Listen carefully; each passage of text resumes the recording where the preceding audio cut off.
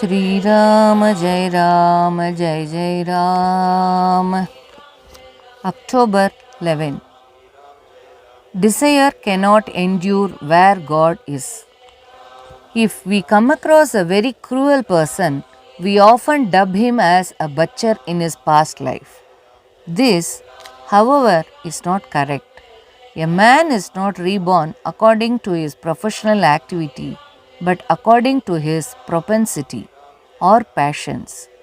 We have, therefore, to be careful in regard to motives.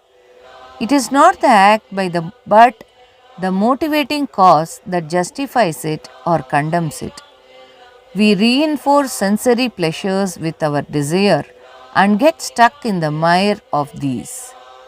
Desire will decay and will finally die only by living in the company of saintly persons. Association influences likes and dislikes. The resultant desire motivates all actions.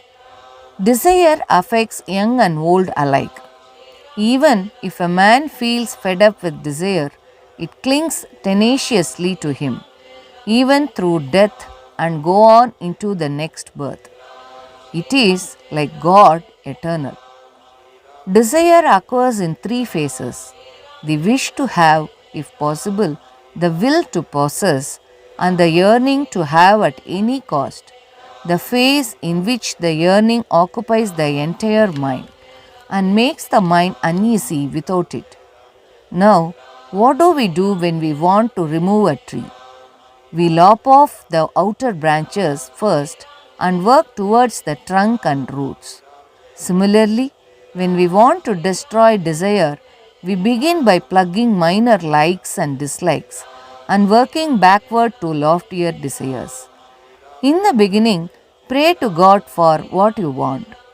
If He does not grant the prayer, acquiesce as not being eventually good for you.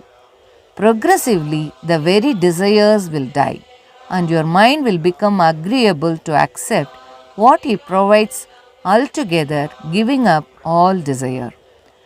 It is pure to think that God can be attained merely for the asking.